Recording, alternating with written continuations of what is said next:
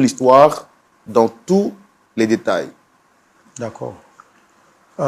J'ai dit que je suis l'aîné d'une famille de 2 enfants. Mon petit frère, c'est Stéphane. Moi, c'est Henri Botibi. Et nous avons trop tôt perdu les parents. Donc, pour subvenir aux besoins de mon petit frère, moi, j'ai embrassé la vie. Comme je suis un peu courageux, je touchais un peu de tout pour pouvoir... Vous avez perdu les parents à quel âge? Là, moi, j'étais un peu adolescent. Il y avait 14 ans. Lui, il était encore plus jeune. Donc, depuis lui, son âge, moi, j'ai travaillé dans certains petits coins qui me donnaient un peu d'argent. Donc, je l'ai aidé, je l'ai financé, j'ai vraiment mis tout sur lui pour que lui puisse, puisqu'il était brillant. Je n'avais pas voulu qu'il arrête son cursus scolaire. Donc, j'ai vraiment investi. Et moi, comme j'ai dit là, j'étais courageux. J'ai eu une position plus stable dans une société. D'accord. Excusez-moi de vous interrompre. Oui. Quand vous avez perdu vos parents, qui sont ceux qui se sont occupés de vous? Bon, pour dire s'occuper, c'est un peu tôt. Les gens nous aidaient quand ils pouvaient. Mais moi-même, je ne laissais pas. Je me défendais pour pouvoir aussi subvenir à mes besoins parce que je suis un garçon. Les gens qui vous aidaient, c'était qui? C'était vos parents? C'était les poches? On avait des oncles qui, quelquefois, nous aidaient avec... C'est pas grand-chose. Mais je dis que voilà, c'est le frère du papa ou bien le frère de la maman, voilà, quelque chose comme ça. Et vos parents, en partant, n'ont pas laissé d'héritage?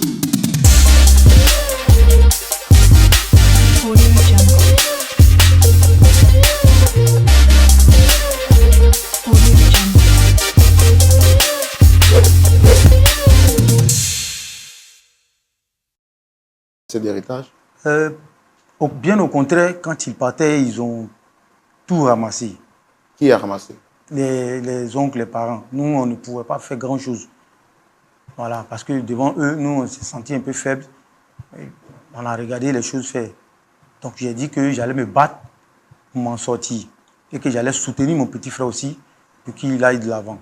C'est comme ça que j'ai commencé à travailler dans des coins. Je payais la scolarité de mon petit frère. Quand ça a commencé à aller, lui aussi, je l'ai aidé jusqu'à... Il allait terminer les études, même en Europe. Voilà. Là-bas aussi, quand il était là-bas, il a fini, il a trouvé de quoi faire, ça allait.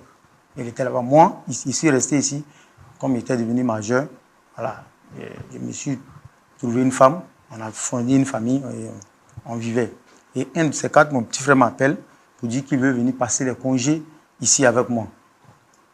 Ce qui est bien normal. Donc, je l'aide à venir, il vient, et puis voilà. C'est vraiment...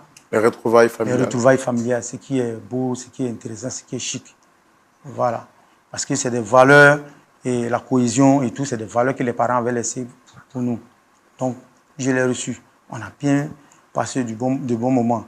Et arrivé à un moment, je constate que mon petit frère tient une relation avec ma femme.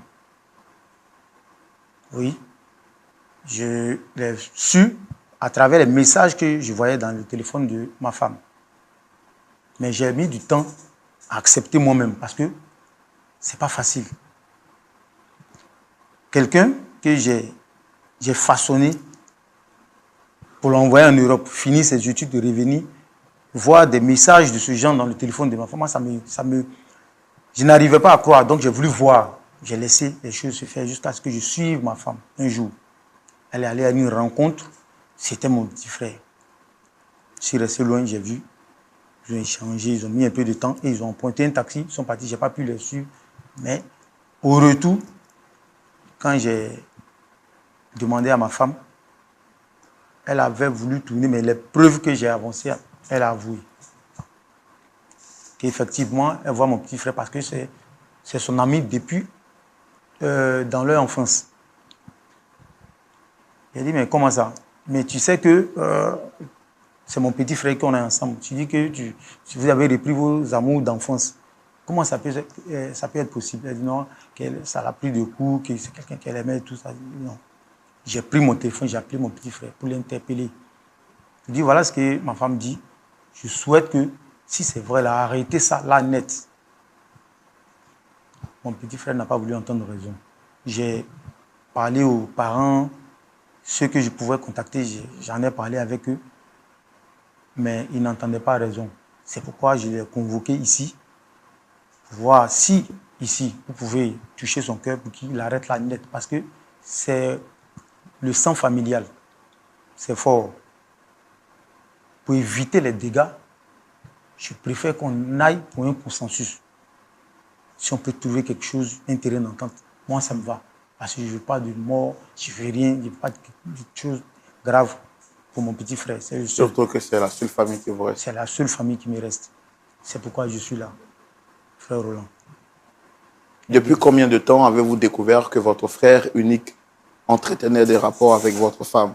Depuis 3 mois.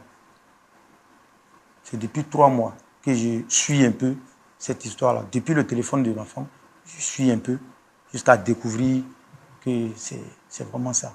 Donc ça fait 3 mois que vous avez découvert ça? Voilà. Et votre relation avec votre femme, actuellement, comment les choses se passent? Depuis qu'elle a avoué, en ce moment même, elle n'est pas avec moi.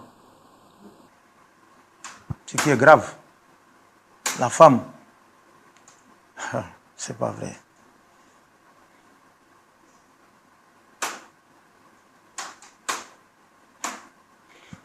Elle vit en ce moment avec mon petit frère. Elle a quitté la maison, elle est avec lui. Vous êtes sûr?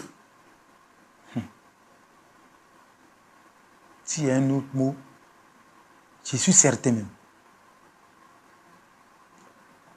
Je suis tellement choqué que je ne savais pas quoi faire. Il fallait trouver la formule pour arranger vite avant que les dégâts n'arrivent.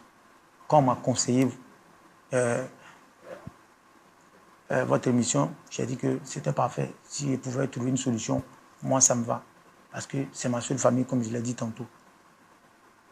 Voilà. Donc je suis venu, vraiment, je me confie à vous. Essayez de traiter ce sujet-là pour moi. Je suis dépassé.